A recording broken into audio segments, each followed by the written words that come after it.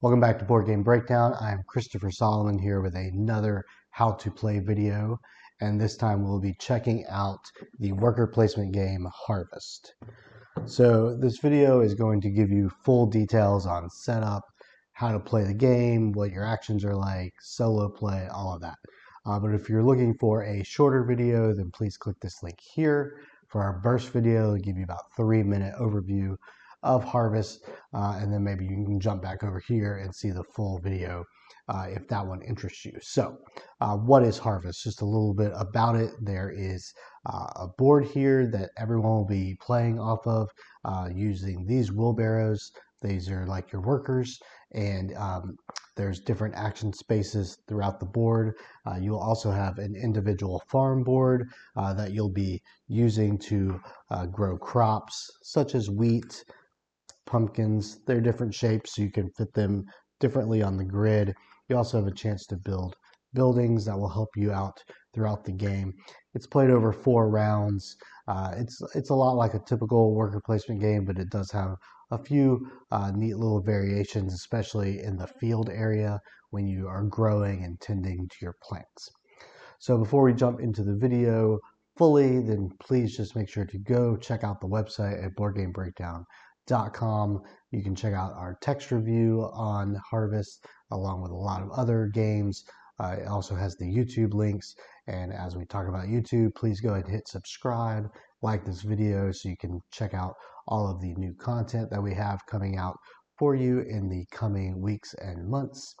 And check us out on Mastodon, Instagram, any of those socials. So without further ado, let's jump right into how to play Harvest.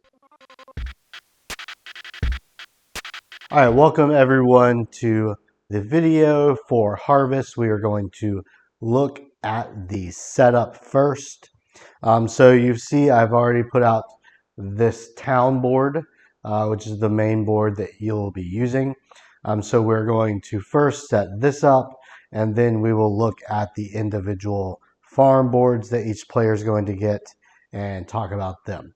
Now, one thing to note is if you're setting this up for 1 or 2 players, that is slightly different from 3 players, which is slightly different from 4 players.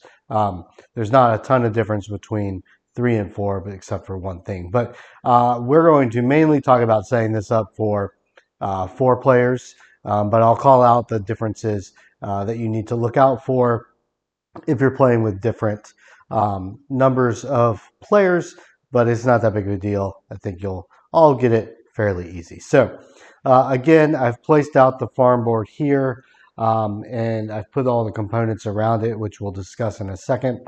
But for the most part, what you need to do on the farm board is you're going to take these building tiles, and right now they are face down. The other sides look like this. So you're gonna, oh, that one's already face up. You're going to just shuffle them up into a big pile over here, or multiple piles, whatever you want to do. And you're going to put out 4 of them to start the marketplace here. And you're going to put 2 on this first row that says 3, and 2 that says 2 tiles here on the 2-cent row in the middle. This bottom row will not be used here at the beginning. So we'll flip over 1, 2, 3, and 4. So we'll discuss more about what exactly those building tiles are all about in a second. The only other place you need to pay attention to is the farmer's market over here. So you will see when you open the game, you have these large farmer's market tiles that are double-sided. You will see they fit very nicely over that. So no matter how many players you're using, you're going to shuffle these up, flip them around, however you want to do it. And you're going to draw 3 of these. 1, 2, 3. So we'll take those 3 and put the other ones back in the box. So we'll shuffle these up a little more. And these are going to go over this pre-printed one because you'll use a different one of these for each round in the game, except the 4th round will use that printed one on the board, so you'll always know what's in the 4th round. You'll also additionally see this little spot down here for a slightly smaller amount of stalls. And this is where you're going to decide if you need to use these or not, depending on how many players. So for 4 players, you will shuffle these up and you'll use 3 of them, just like we did on those larger ones. And you'll place them over this and you'll move on from there. If you're playing under 3 players, under 4 players, so if you're playing 1, 2, or 3 player, you're going to take this out to lunch or taking a nap, whichever you prefer, and you're going to place it over that to block those, because in a 1, 2, or 3 player game, you won't need to use those spaces. But we're going to put this back because, again, I said we'll pretend like we're playing 4 players. So we'll shuffle those up, blah, blah, blah, and we'll stick 3 of those out there. Boom. Okay, so besides we need to take our round marker, which is this cute little tractor, and the round marker goes there, pointing to round 1, and we'll move that tractor left to right as we do more rounds. You can go and grab the dice, and stick it near the workshop, because that's usually where you're going to use it. But besides that, the board itself is pretty much set up. So let's look at what each player will need individually. So they'll need a farm board, and they need to grab the color that matches whichever color they're going to use. I'll grab the other board just so you can see your options. So we have the blue one, we have pink, we have, I believe this is supposed to be, well, this one's yellow, but this one I think is supposed to be red maybe, but the actual wheelbarrows and stuff are quite orange. So I don't know. I guess it doesn't matter. Whatever. If you're a fan of red, then you might not like it, but good luck with that. So once you pick out your farm board and the color you want, you'll grab the pieces here. So everyone will get 3 wheelbarrows in their color. So there's blue. We'll just put them over here. Everyone should get a bucket token, a water bucket, and this will go at the 3rd spot over here. You'll also get a water token itself, and that will go at 1. You'll get a fertilizer, or as my kids like to call it, the poop token. That will go at 1 on the fertilizer side.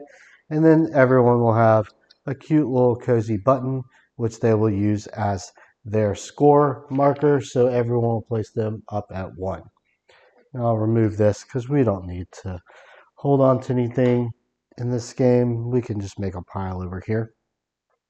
You will also need to take 6 of the building tiles that were not used, keep them on the tree forest side, and you're going to use them to cover up these first 2 columns of grid area on your farm, because you start out as a lowly farmer who needs to clear this space. So you will only start with this open farmland over here. So everyone will cover these up with 6 of those things.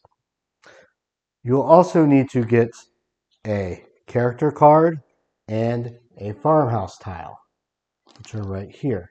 So there's a couple of different ways you could do this.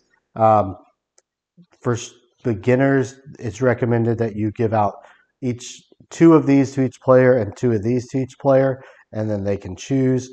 For more advanced folks, you could draft these and say the first player gets to draft either this or this, and then the next player drafts either this or this. So there's some benefits to those. But basically, what I'll show you is each character has a special little power down here, a variable player power. So like the Floyd the Beaver here never has to pay to construct buildings, which is really awesome.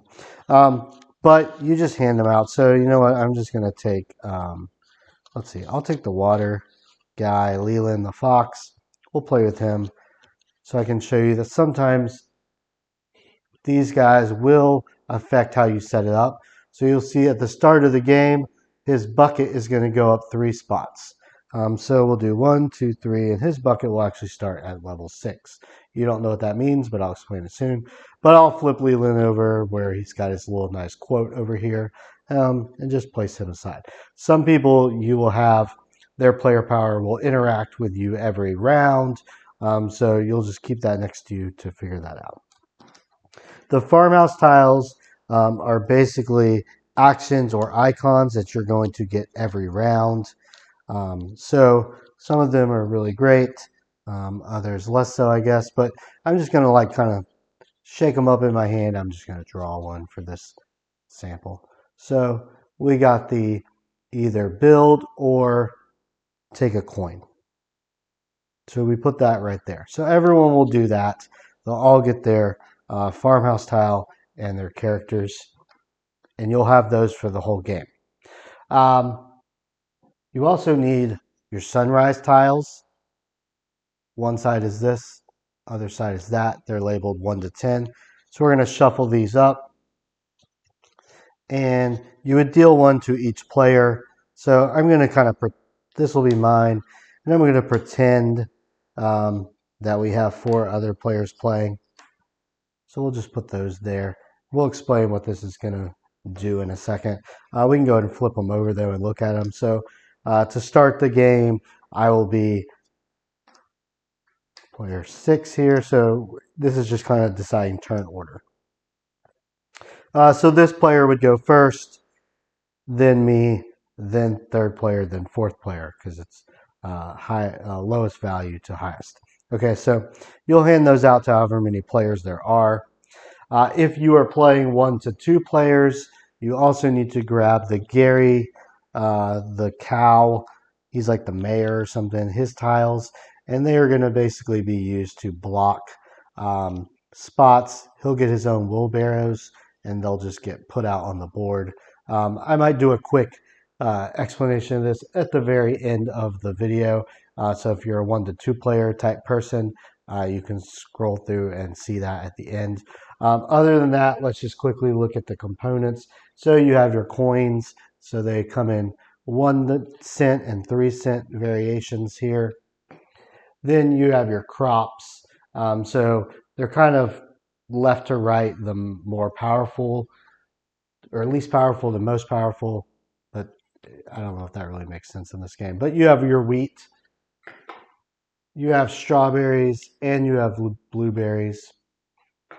You have your blueberry bush, because this interacts with the blueberries slightly different than the strawberries and the pumpkins do. And then you have your pumpkins. So you'll just put those out into an area where everyone can get to. Everyone will have their board set up, and at that point, we can start the game. So let me make sure everything is rearranged correctly so that you can see the best way for the game, and we'll get started on how to take a round, how to do a round, which is consisting of 3 phases, and I'll also discuss the actions on the board. All right, so let's jump right into how to navigate through a round of harvest. And we will start with phase 1, which is the sunrise phase. All right, so if you'll remember from setup, or if you skipped setup, I'll call this out really quick, that during setup, each person gets a sunrise tile at random. It's going to basically help and figure out what the turn order is. So for our blue player here, they have this tile, and then I'm acting as if we have 3 other players for a 4-player game, and these are their tiles. I don't want to set up their boards. There's no need to do that. So at the beginning of a round in phase 1, and this is no matter what round it is or how many players you have, you are going to put out 3 tiles. And then we will flip them over. And in turn order, each person is going to trade their current tile with one of these tiles. And that tile will be what they use for this round, and it will decide the turn order for this current round. So in this example up here, this player here would end up going first because they have the lowest number, and they would trade this tile with another tile. Now let's just kind of look at one of the tiles at random. We'll kind of look at this one. So you got a few different things. On all the tiles, you have some sort of money over here. It's usually 1 to 4, I believe. You have either an icon for a resource or an icon for an action, and then you have a number. So what is generally, at least from what I see, is the lower the number, meaning you would get to go earlier in the round, the least amount of money you're going to get, and kind of the lesser powerful resources or tokens you're going to get. If you get a higher number, meaning you're going to go later in the round, you tend to get, like, I know 10, well, here's 10 right here. They're the only ones that get 4 coins because they're going to go last. And they get to build, which is a pretty good action to take at the beginning of a round, kind of like an extra action. So you got to kind of weigh, do I want to go earlier in the round? Do I want to go later? Okay, so I'm not going to put too much thought into this. I'm going to just say, hey, this guy wants to grab a 4 because he still wants, or the 5 because he wants to go lower in the round. Now for me, I will put a little more thought into it. I don't really want to raise my bucket. This would mean I got to raise it up to here, but you see I still haven't gotten the water, but I've already raised it a lot higher than everyone else who is starting. This gets me a free wheat. Oh, that is a good point. Each person starts with a wheat and a coin. I did forget that during setup. So this would give me another wheat, but it would let me go pretty early in the turn order, or this one will let me clear a piece of land. So I'm going to go with this, even though it makes me go a lot later in the round. So then we look at this player who had an 8. Let's say he wants to be a 6, and the 10 swaps out with the 4. All right, so once everyone has kind of done that swaparoo, the other sunrise tiles can just get discarded, and then these would go, sit next to the player boards so you know what turn order they're going in. I'm going to move these because that doesn't really matter at this point. I would go last because I was 9th. All right, so hopefully this doesn't look too messed up, but I realized when I started playing the next section of this video that I forgot to explain actually activating the sunrise tiles. So I'm splicing this in, and hopefully it doesn't look too screwed up to viewers out there, but we'll quickly discuss this. So we talked about the sunrise tiles, and you should have seen that I got number 9. And so everyone would get their sunrise tile and swap them out. At that point, before you start playing, you would go to the person with the lowest number, and they would activate their sunrise tile, and they would activate their farmhouse tile. They can do it in any order they want. They could activate one round, they could activate their farmhouse tile, and then their sunrise tile. You can't activate like half of this and half of this, though. So you got to do this or this, okay? It's very easy when you activate them. What you're going to do, you're going to take the amount of money that's on the left side. So I would get 3 coins. You're going to either take the resource in the middle or take the action. And likewise, on your farmhouse tile, you will look at it. And in this case, I could build a building, or I could take $1. Sometimes I don't want to build a building. So you would do that. And these icons on these, like this icon, doesn't make sense to you yet, but keep watching. You'll see it in the next part of the video. But you would go around the table and everyone would activate these, boom, boom, boom. Then you would get ready to actually put your wheelbarrows out, as I'm going to explain in the next section. And then next round, when you do the sunrise phase again, you'll activate your new tile, because remember, you'll swap that out. You'll activate your new tile and your farmhouse tile, which will be the same because you keep the same tile all round. All right, or all game. Okay, so boom, back to the regular video. But that's how phase 1 works. So phase 2 is the actual putting out of your wheelbarrows. This is going to work a lot like any other worker placement game you've played, with a few exceptions on the board. So the person with the earliest tile over here, the lowest number, they would go first, and they would simply take their wheelbarrow, and they would place it on any of these spots out here that are sort of oval shaped. That's what we'll call them, ovals. So you'll place one out, Boom, you'll do the action, which we'll talk about in a second, and then it goes to the next player, and they place their wheelbarrow out. And you'll continue to go around and around until everyone has used up their wheelbarrows.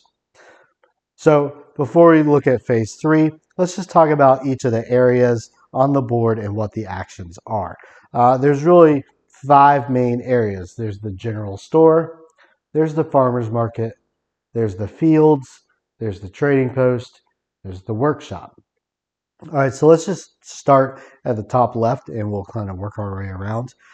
So the general store. So there's one concept that you'll see throughout most of the spots, and that is that there are going to be different numbers here next to each of the spots. There you can place a wheelbarrow. So this one has 1, 2, and 3. And what that means is if I go here to 3, I get to do the general store action 3 times. Whereas if someone only gets to the 2, they can only do the general store action twice. So these 3 spots are going to be pretty highly coveted because you get to do more things on your turn. Most of the 1 spots, not all of them, but most, have this infinity symbol, which means more than one person can go to that spot. So we could have 3 wheelbarrows there. They would all each get a coin, and they would only take 1 action at the general store. But if it does not have an infinity symbol, then only 1 wheelbarrow can go there at a time. All right, so you'll see that elsewhere, but I just want to make sure that concept was clear before moving forward. So the general store, for every action you get, you're going to get to buy, or some of them are free, get one of these things. So you could raise your fertilizer up 1 notch for free. So if you had the 3 spot, you could do that 3 times. But you only get to do a combination of these things, 1, 2, or 3. All right, so you could raise your fertilizer up. You could get another wheat for free. You could spend a single cent, and that would allow you to move your water all the way up to your bucket. Now, please be aware that you cannot be on the bucket. You cannot be over the bucket. You have to be the spot right under the bucket. So that does not, if you don't have enough water to tend to your crops like you will see shortly, you're going to want to raise this bucket up. I'll put that back. You could buy a strawberry crop for 1 cent. I'm probably going to keep saying dollars because I'm just used to that. You can buy 1 blueberry bush for $2. You can buy a pumpkin for $3. All right, so the general store is basically where you're really going to be going to get your resources. The other place where you'll want to go is going to be the farmer's market. You can typically get a better deal on things there for less money, but remember, these are random, so you're never going to be guaranteed every game what you're going to be, getting there. And each round they're going to be different because we're going to remove one of these in phase 3. So I'm not going to go over all these icons because I think you're going to see them as we move through the rest of the board. You're not going to ever see icons at the farmer's market that are completely different than what's going on elsewhere. Okay, so just be aware. Check the farmer's market. You might get a better deal there, and you would just place your wheelbarrow on a spot, pay the money up here in the corner if there's any money to be paid, and take the action. Okay? All right, the fields is where a lot of things are going to be happening with your farm. Okay, so there are 3 columns to be really paying attention, and then the rows are for each type of crop that we've talked about. So wheat, strawberries, blueberries, pumpkins. Okay, so if you go here, you can do 2 of these columns. It's up to you which 2 you want. You can plant and tend, you can plant and harvest, you can tend and harvest, whichever combination you want. And I will call out that if you choose to plant, you can plant as many times as you want to, as long as you have the necessary resources, which for planting is the fertilizer. Same with tending. As long as you have the water, you can tend as many times as you want to. You also have to have the space in your farm. And same with harvesting. So just be aware, like when you decide to take the harvest column, you're probably going to sell most, if not all, of your crops at one time to get your points and stuff, and that makes the turn more efficient. You don't want to go to the field and only sell one pumpkin every time. You'll never sell anything and you'll never get enough points. So be aware that this number over here is telling you how many columns you can activate, but when you activate the column, you can do it as much as possible. You will also notice that number 3 up here has an R next to the little cent symbol. And so what that's saying is once you take that, you can do all 3 of the actions, but you have to pay as much money as equal to the round that you're in. So as the tractor moves down the rounds, in the 4th round, that's going to cost you 4 cents, as where the first round is only going to cost 1 cent. All right, so what does plant, tend, and harvest mean? Okay, I don't have a ton of space down here, so I'm going to have to fake some of it. But, strictly speaking, planting is taking crops that you have already bought and that are over here and placing them in your grid. Okay, so you can't place something over one of these tiles. You can't hang it off the board. It's got to be in the grid like so. You'll see that wheat do not cost any fertilizer. So if you took that action and you had 3 wheat, you could put all 3 wheat in here as long as you had the space. You'll see that they take up 3 spots. I might just move these 2. I'm not going to actually clear them. Just might be easier. But you'll see that they take up 3 horizontally or vertically. You cannot do something weird like that. I don't even know why you would do that, but just be aware of that. All right. A strawberry takes 1 fertilizer and they just take a single spot. So if I had 2 fertilizer and I had 2 strawberries, I could do something like this.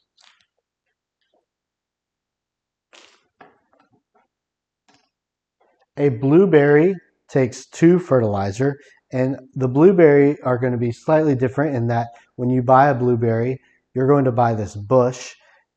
You're going to place it, if you plant it somewhere, for 2 fertilizer, and this will never move. All right, so you want to make sure that wherever you put this, it's going to be somewhere that's not going to get in your way of other things. We're actually going to leave that one out there, only because the tending it is a little different. And then a pumpkin costs 3 fertilizer, and you see it's an L shape. So let's just say, we're going to pretend that we had 6 fertilizer going into this round. We placed a wheelbarrow, here or something. And so we spent 3, 1, 2, 3 to plant the pumpkin. We spent another 2 to plant the blueberry, and then the wheat was free, so we're just going to stick it there. All right, so that could be something that the game, a standard kind of looking farm that you might have when you first plant. Now, if you want to tend, you need water. I don't have a ton of water, so we're going to pretend that early on I spent a cent and moved the water bucket up. So now I have 5 water. So you're going to look at this column, and you're going to look at how much each thing costs water-wise, and you're going to spend that.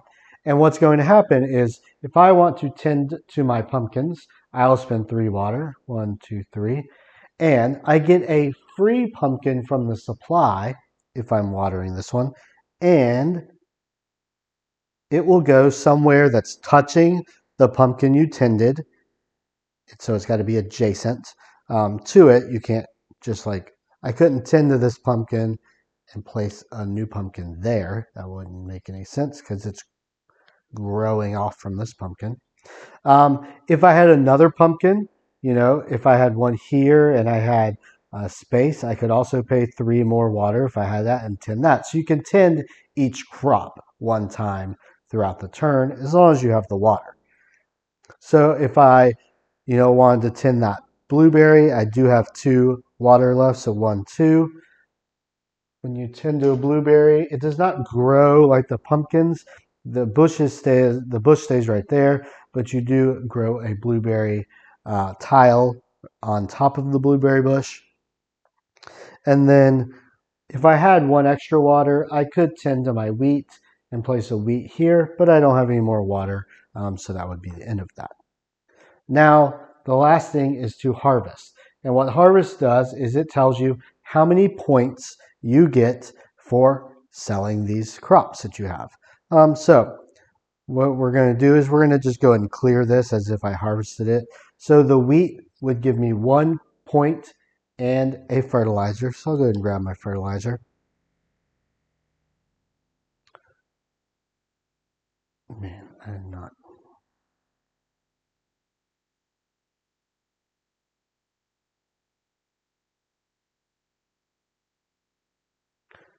Okay, sorry. 1, 2, 3.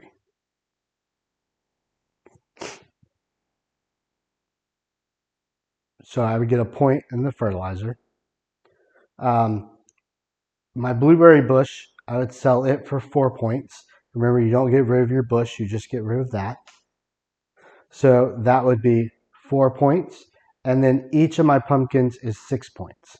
So I would sell each of those. So I would get 12 plus 4, 16, 17 points. And I would move my button around to 17. You also want to pay attention to this and make sure that you see how many crop types you sold. So I sold a wheat, I sold a pumpkin, I sold a blueberry. So 3 different types, I get 3 coins. So you get money and points when you sell that stuff. Okay, so that is the field option. I'm going to place this back over there.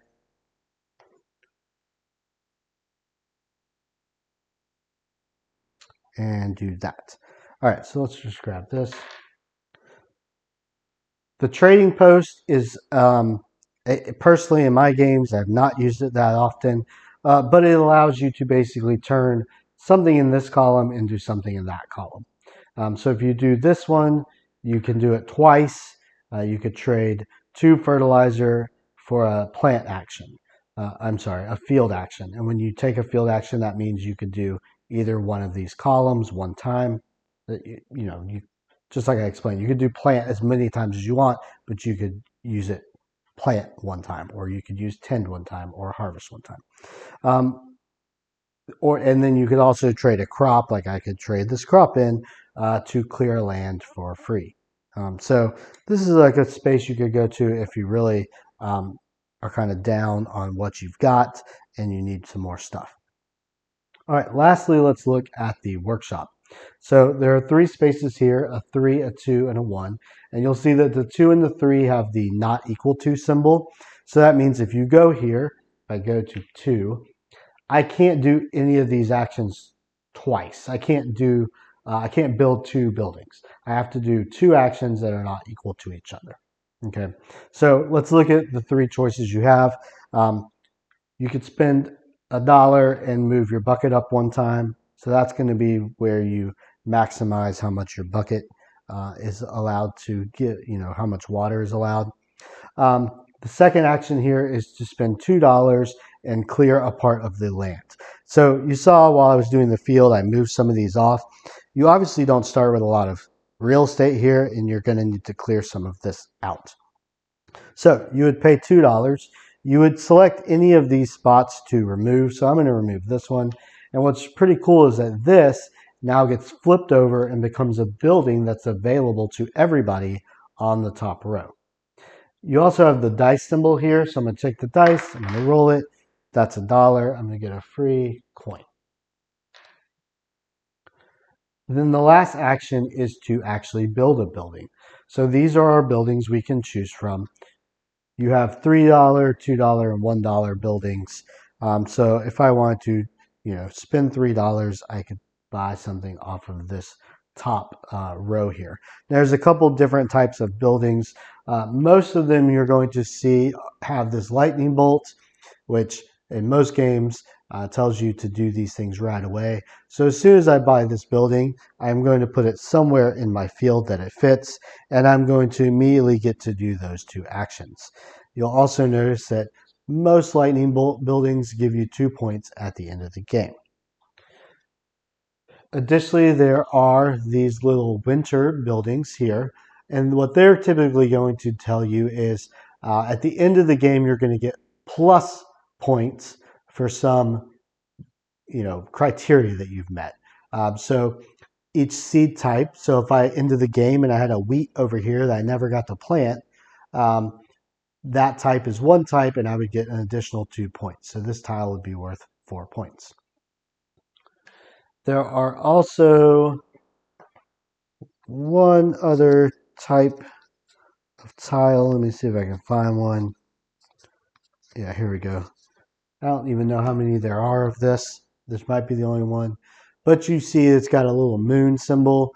And so the moon symbol means the game is over. And at the end of the game, then you get to do a field action one last time. Okay.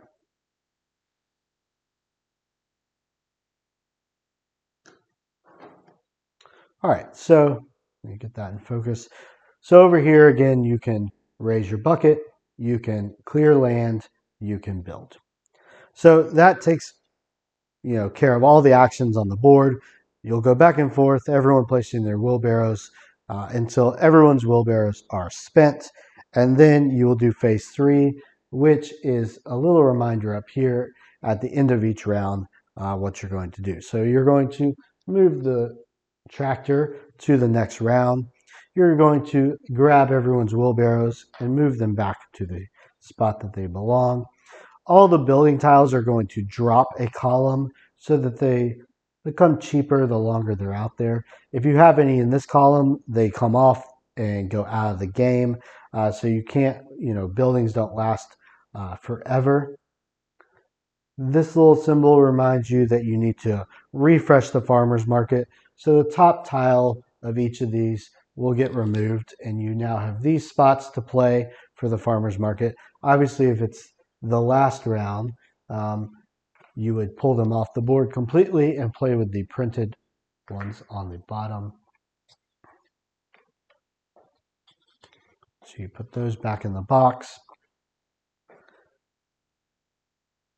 And then the last option here, or last reminder, is place out 3 new sunrise tiles. So we would place, again, just like we did, we kind of did in phase 1 because we had to set it up. But you'd put out 3 new ones. And then when phase 1 starts now for the second round, whoever's got the lowest number swaps them out, blah, blah, blah. We already went through all that. But that's how it goes.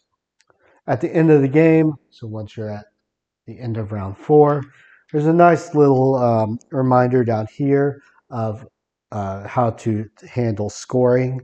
So at that point, at the end of the game, you could trigger your nighttime buildings that say, hey, at the end of the game, you get to do this. You then score points for all of your buildings. So any buildings, like this, you would add up your points, or look at your winter buildings and get the points from that. So, you'd move your points up like this. Any crops that you have left in your field that you did not get to harvest and sell like that, you would get a point for. Any blueberry bushes, just like the buildings, you would get 2 points for because they have a 2 in the corner.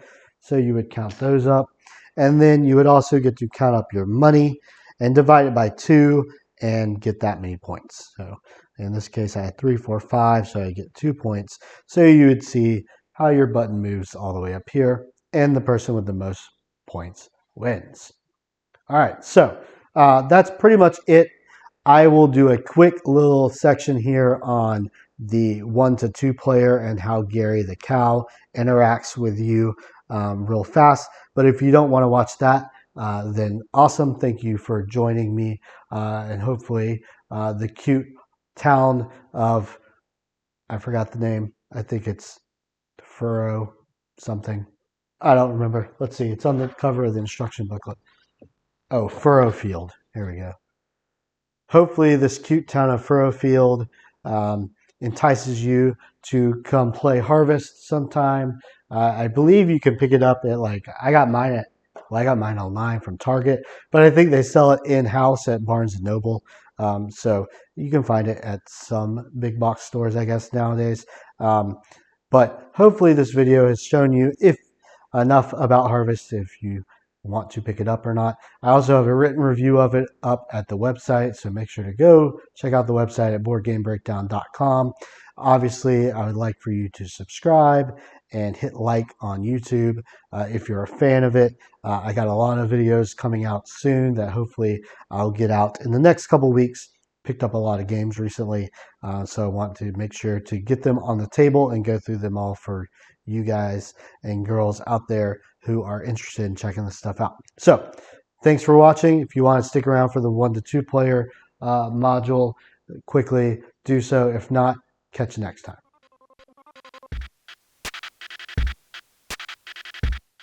All right, so if you stuck around, then that means you are interested in what changes in the 1 to 2 player game. So first, like we talked about, you would want to make sure that these were blocked because you do not want those actions in the game. The other thing you'll need is your Gary tiles here. There's Gary. He likes to get in your way. That's, I guess, why he's saying pardon me. And Gary needs some wheelbarrows. So if you're playing with 2 players, you get 3 wheelbarrows for Gary. If you're playing with 1 player, he needs 6 wheelbarrows. So we're going to go ahead and grab out 6. So you can see how the 1 player works. But 2 players exactly the same. He just has less turns. All right. So the first change is in phase 1 with the sunrise phase. So you would still put out 3 like we do for any other player count, but Gary is going to get a 4th one, and this is going to kind of decide his turn order. He's not going to do any swapping of things. He's strictly going to basically, hey, I'm 1, so we know that Gary is going to go first. So if I was playing a single player, I would take my 9, I would swap it out with, say, this 10, put that there. These can all go away for the time being. Gary does not activate this. He does not get any resources. I would go ahead and activate this and activate that, and then we would be ready to move to phase 2, which is the actual playing of the game. So Gary goes first. So in a 1-player game, you're going to turn over 2 tiles every round. So the tiles look like this, and they strictly tell you a spot on the board and either to do the highest action or the lowest action. So he's going to take the space, the highest of the fields. Gary does not pay anything. He does not get anything. He is strictly here to take up spots. So remember, if we're playing 1 player, we would go again. Oh, he also wants to go to the bottom of the fields. Boom. Then I would go, whatever, I'll take that farmer's market. We'll go again for Gary. He wants the top of the general store. He also wants the bottom of the workshop. Then I would go, let's say I want the middle here of the fields. And then Gary's last 2 wheelbarrows would go at the top of the workshop and the leftmost spot of the farmer's market. And then I would take my last turn. Boom. For the cleanup, you would just shuffle these back up.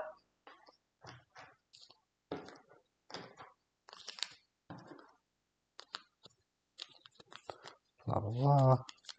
And then Gary's sunrise tile would just get shuffled back into here because when you draw out 3 new ones, 1, 2, 3, you're also going to give Gary a new 4th one. So he would be 6 this turn. Okay, so obviously if you're playing with 2 players, he would only draw 3 of these and he'd put out 3 wheelbarrows. Now, I do want to point out, obviously for a solo game, that kind of looks lame. He's not very much of an AI player, but you do get this extra scenario sheet here, or challenges, that have challenges listed out. Let's see, there are 17 challenges altogether, and they're going to give you some specifics on what character to use and what kind of points you have to meet. Sometimes you have to do things like this. Have no forest tiles left on your farm board. So you would have to get all these cleared out by the end of the game, plus have 55 plus points. And you have to do it with Leland the Frog. So I really like the solo game. These challenges are really fun to try to do. Gary just kind of acts more as a nuisance during the challenge because if not, you could take any action you wanted to, and the challenges probably wouldn't be very challenging. And in a two-player game, you obviously already have competition with your second player, but Gary's just helping to limit the spots. So that's still pretty fun. But wanted to point that out for those of you who might be interested in the solo game, because I know that some people, depending on how this kind of AI player, if there is even an AI player, how that works, that is really how a lot of people base if they're going to purchase a game for the solo side of things. So know if you've played like Cascadia, anything kind of from that group of people, Verdant, they have those scenarios. This is very similar to that. So that might be something for you to enjoy. So if you stayed to watch this whole thing, thanks. Visit the website, boardgamebreakdown.com. Like and subscribe. Appreciate it. Talk to y'all later.